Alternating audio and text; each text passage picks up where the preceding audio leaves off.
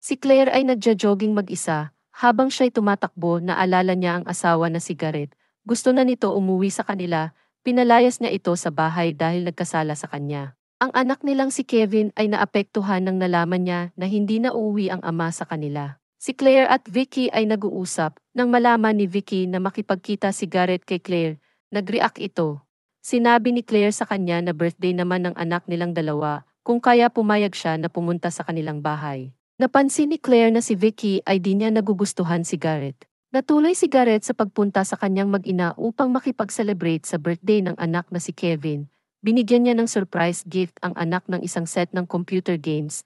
Tuwang-tuwa naman si Kevin, niyakap ang ama sa sobrang saya. Umalis si Kevin sandali at naiwan ang mag-asawa. Nag-usap sila, nabanggit ni Garrett ang pagsama ni Kevin sa kanya sa business trip. Nagtanong sa kanya si Claire kung sa San Francisco pa rin ba siya. Kaya niya natanong ito kay Garrett, ito ang kadahilanan kung bakit niya pinalayas ang asawa niya sa bahay dahil sa pambabae nito. Bumalik na si Kevin, sinabi ng ina na mag-enjoy na lang kayong mag-ama sa trip niyong dalawa. Iniwanan sila ni Claire para pumunta sa banyo. Umiiyak siya habang nakaharap sa salamin. Kinabukasan, si Claire at ang anak niya na si Kevin ay paalis. Sumakay na sila ng kotse, binuksan ang gate. Ngunit nag-stock up ito. Sinubukan ni Claire na mayangat ito, ngunit walang nangyari nang biglang sumipot ang kanyang kapitbahay na si Nawa. Nag-offer siya ng tulong na kung gusto nilang ayusin niya ito. Dumating ang tiyo ni Nawa. Sinabi niya na magaling magkumpuni ng mga sirang pinto ang kanyang pamangkin. Pumasok si Nawa at nagpakilala kay Kevin. Lumabas silang dalawa para bumili ng nasirang parts sa hardware. Naayos na ni Nawa ang pinto sa garahe nila Claire at nagpasalamat ito sa kanya. Kinagabihan, nakaupo si Claire sa kwarto niya. Habang nagbabasa ng libro siya'y inantok. Tumayo siya upang isara ang kortina ng bintana. Natanaw niya ang kapitbahay na si Nawa sa kabilang bahay. Nakita niya na binubuhat nito ang tiyuhin upang ihiga sa kama dahil imbalido ito. Natuwa si Claire sa nakita niya at sinarado na ang kortina at siya'y natulog na. Kinabukasan, si Nawa ay nagre-repair ng sasakyan kasama si Kevin. Tinuturuan niya ito kung ano ang mga sira ng sasakyan. Natanaw ito ni Claire sa ibaba habang ginagawa ang sasakyan nila. Napalingon si Nawa at nakita niya na nakatingin si Claire sa kanya. Nagngitian silang dalawa. Sumunod na araw ay kumain sila Claire, Vicky, Kevin at Nawa sa kanilang backyard. Nag-uusap sila at sinabi ni Claire kay Nawa na anytime pwede siyang mag-dinner sa kanila. Natuwa naman si Nawa. Kinabukasan, sinundo na si Kevin ng kanyang ama na si Garrett. Si Claire nasa labas ng bahay nila at nagbabay sa pag-alis ng mag-ama. Si Noah naman ay nasa itaas ng bubong at habang may inaayos ito ay nakikita si Claire nasa labas at ang pag-alis ng mag-ama. Habang nagbabasa si Claire sa sala, si Kevin ay kumatok may dalang libro at ibibigay kay Claire. Ayaw sana niyang tanggapin, ngunit pinilit ni Noah na kunin ito. Kinagabihan, sinukat ni Claire ang kanyang high heels. Nakasuot na ito ng pantulog. Tumingin siya sa salamin at pagkatapos sumilip sa bintana. Natanaw niya sa bintana si Nawa sa kabilang bahay na nakahubad, napatingin siya dito. Biglang napalingon si Nawa sa kanya, at siya'y kumubli. Natuloy ang dinner date nila Claire at Vicky kasama ang dalawang lalaking kakilala nila. Hindi nagtagal nagpaalam na si Claire para umuwi. Nang nasa bahay na siya, uminom siya ng wine habang nakaupo sa sofa. Tumatawag si Nawa sa telepono, nagpapaturo ito kung paano magluto ng manok sa microwave.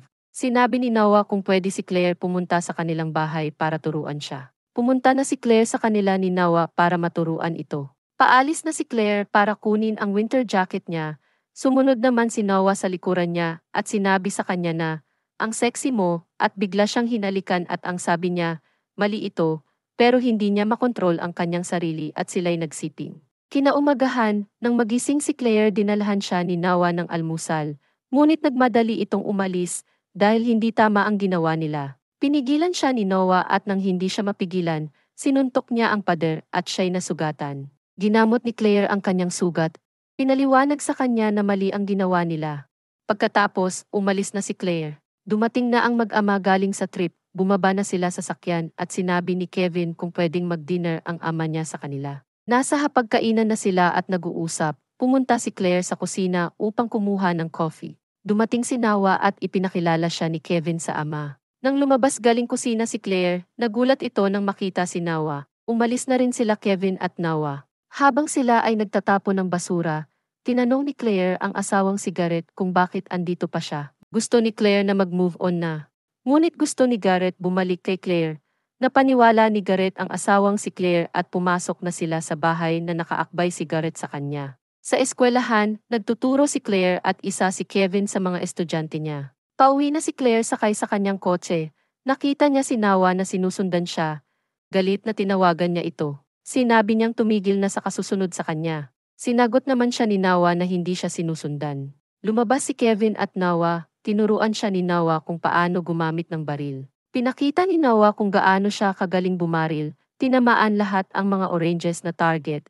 Napahanga si Kevin sa kanya. May dalang flower si Vicky at binigay kay Claire na galing raw ito kay Garrett. Natuwa naman ito at kaagad niyang tinawagan si Garrett. Ang akala niya galing ito sa kanya, hindi pala. Pinuntahan ni Claire si Nawa sa gym. Kinompronta ito sa pagpadala ng flowers sa kanya at sa pag-hack ng email niya at sa pagturo kay Kevin na lumayo ito sa ama. Nakiusap si Claire na gusto na niya mag-start all over at napaniwala niya si Nawa. Napalapit si Kevin kay Nawa dahil tinuturuan siyang manligaw sa crush nito. Nag-date sila Garrett at Claire. Hinatid na niya si Claire sa bahay. Naghalikan sila, ngunit nag-aatubili pa si Claire dahil hindi pa siya ready na makipagbalikan sa kanya. Umakyat na si Claire sa itaas. Habang nakatingin si Nawa sa bahay ni Claire, naalala niya noong nagsiping silang dalawa. Nahuhumaling na siya kay Claire. Kinabukasan, ihahatid na ni Claire sa school si Kevin. Dumating si Nawa na galit kay Claire habang nakipag-usap. Lumabas si Kevin, tinanong kung ano ang nangyayari. At sinabi ni Claire sa anak na layuan niya si Nawa. Hindi pumayag si Kevin. Sa halip sumakay siya sa sasakyan ni Nawa. Nasa school na si Kevin habang may inaayos sa kanyang locker. Dumating ang kanyang kaklase na nabubuli. Nagalit si Kevin. Dumating si Nawa at ginulpi niya ito. Inawat sila ni Vicky. Ngunit tinulak siya ni Nawa at bumagsak ito. Pagkatapos, pinatawag siya ni Vicky sa opisina. Bilang advisor siya ng eskwelahan. Hinalungkat ang kanyang files sa dati niyang school, kaya siya inilipat sa ibang school dahil nagkaroon ito ng bad record at hindi siya nakikinig sa mga pangangaral sa kanya. Hinatid ni Claire si Kevin sa party place, lumapit sa girlfriend at inabot ang rose. Pagkatapos sinabi ng girlfriend ni Kevin kay Claire na may nakapagsabi na meron leak sa kanilang bahay, nagpaalam na sa kanila si Claire at nang nasa bahay na ito, dumiretso ito sa banyo at nakita na bukas ang gripo sa lababo nila, pinatay ito at nang tumingin siya sa salamin, nakita niya sa likuran na may nakasulat, I fucked Claire Peterson. Biglang pumasok si Nawa at gusto siyang gahasain. Tinuhod niya ito at bumagsak si Nawa at napaluhod sa sakit. Sinabi ni Claire sa kanya na hindi siya natatakot sa gagawin nito. At iniwan niya na si Nawa. Nagising si Claire dahil bukas ang bintana. Tumayo ito nang isara niya ang bintana, nakita niya si Nawa sa kabilang bahay na may kahalikang babae. Kinabukasan, pumasok na si Claire sa school at naghihintay ang mga estudyante niya sa labas. Hindi muna pinapasok ni Claire ang mga estudyante niya. Nauna siyang pumasok sa kanilang silid-aralan at sinara ang pinto nito. Nakasabit ang mga malalaswang larawan nila ni Nawa. Mabilis niyang pinangtanggal ang mga ito. Ang fax machine ay non-stop na nagpre-print out ng mga pictures nilang dalawa ni Nawa. Naghihintay pa rin ang mga estudyante sa labas. Dumating ang principal at tinanong ang mga estudyante kung anong nangyayari dahil nakalock ang silid-aralan nila. Tinawag ng principal si Claire, ngunit hindi niya ito pinansin. Tuloy pa rin ang pagpulot niya sa mga nakakalat na litrato. Binuksan ng principal ang pinto dahil hindi ito sumasagot. Nang nabuksan na ang pinto, tamang-tama naligpit na lahat ni Claire ang mga litrato nila ni Nawa. Pumasok na ang mga estudyante at kinausap siya ng principal dahil sa behavior ni Claire. Sinundo si Kevin ng ama niya sa school, binigay ang susi sa kanya, at pinadrive ito. Pinatakbo ni Kevin ang car ng mabilis. Pinapahinto siya ng ama dahil sa galit sa ama, pinatakbo ito ng mabilis hanggang nawala ng preno ang kotse at bumangga ito sa may yellow container na may tubig na laman. Nakauwi na si Claire sa bahay. Paglabas niya sa sakyan, nakita niya ang kotse ni Garrett na may damage. Pumasok na siya sa bahay at nakita ang kanyang mag-ama na nakaupo sa sofa. Nanood ng TV kasama si Nawa na nakaupo sa tabi nila. Habang nasa kusina si Claire, pinuntahan siya ni Nawa at hinipuan ito. Pinuntahan ni Claire si Nawa sa bahay at hiningi ang video nila na iyon. Hindi binigay ni Nawa dahil hindi pumayag sa gusto nito. Sinabi ni Nawa na hindi kita pakawalan. Biglang sinampal siya ni Claire at lumabas ito sa bahay niya. Sinabi ni Claire kay Vicky ang lahat na nangyayari sa kanilang dalawa ni Nawa. Natakot si Claire dahil sa video na yan, ayaw niyang mawala ang anak, asawa at trabaho niya. Pinakalma siya ni Vicky. Gumawa sila ng plano, iniligaw nila si Nawa. Nang nasa kalsada ay sinundan ni Nawa ang sasakyan ni Claire at ang akala niya si Claire ang nagdadrive, si Vicky pala. Nakapasok na si Claire sa bahay ni Nawa at hinanap ang video nila. Nakahalata si Noah kung kaya bumalik ito sa bahay niya. Tinawagan ni Vicky si Claire na lumabas na ng bahay dahil parating na si Noah. Pero tuloy pa rin sa paghahanap ng video na yon, nakita niya ang video cam sa likod ng clock hanggang nakarating siya sa basement at nakita ang laptop. Binuksan ito at nahanap ang files. Mabilis niyang binura ito. Lumabas na siya sa basement at nang palabas na siya ng pinto sumipot ang uncle ni Noah. Nagulat ito at tinanong kung anong ginagawa niya dito at nagmamadaling lumabas na si Claire pauwi sa kanilang bahay. Tumawag si Claire kay Vicky at nag-usap sila nang biglang may kumakalabog sa pinto nila Claire at pilit itong buksan. Kumuha ng kutsilyo si Claire nang binuksan niya na ang pinto. Si Kevin ang pumasok at nagulat siya na may hawak na kutsilyo ang ina. Habang nag-uusap sila, biglang pinalo si Vicky sa ulo ni Noah. Bumagsak ito sa sahig. Sinet up ni Noah silang lahat. Nakagapos at may takip ang bunganga ni Vicky habang nagsasalita si Noah sa kanya. Tumawag si Claire kay Vicky. Ngunit sinagot ito ni Noah gamit ang recorded na boses ni Vicky. Sumunod naman kaagad si Claire sa bahay niya. Pumasok si Claire sa bahay nang walang ilaw. Pinailawan niya gamit ang kanyang cellphone. Hinanap niya si Vicky nang biglang bumagsak si Vicky sa kanya. Duguan at patay na ito. Sumigaw at tumakbo si Claire palabas at pumasok ito sa kotse at tumawag ng 911. Biglang sumipot si Noah at hinatak siya palabas sa kotse. Dinala siya sa isang warehouse. Nakita niya na nakagapos si Garrett at si Kevin. Sinapak ni Noah si Garrett at gusto niya na rin itong tapusin.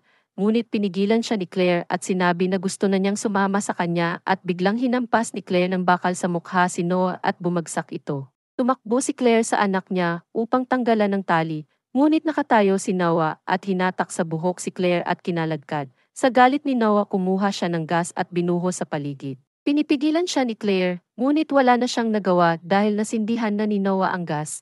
Nakawala si Garrett, sinakal niya ng kadena sa lig si Noah at bumagsak ito. Binaril ni Noah si Garrett, tinamaan ito sa balikat. Lumapit si Claire kay Garrett, ngunit hinatak siya ni Noah. Sinabihan siyang sumama sa kanya. Kinuha ni Claire ang tranquilizer sa kanyang bulsa at sinaksak ito sa mata ni Noah. Sumigaw ito sa sakit. Babarilin na sana ni Noah si Claire, ngunit pinalo ito ni Kevin. Gumanti si Noah at bumagsak si Kevin. Babarilin niya na rin sana si Kevin. Nahinto nang tinawag siya ni Claire. Nakita ni Claire ang mabigat na bakal sa itaas. Hinatak niya ang lever at bumagsak ito kay Noah at siya ay namatay. Nakalabas na silang tatlo sa warehouse na umaapoy. Dumating na ang mga pulis at sinakay silang tatlo sa ambulansya. Dito na nagtatapos ang pelikulang recap movie. Mag-subscribe para sa higit pang mga iba't ibang videos mapapanood ninyo. Paki-on ang mga notification at mag-iwan ng like para matulungan ang channel. Maraming salamat sa panonood. God bless everyone.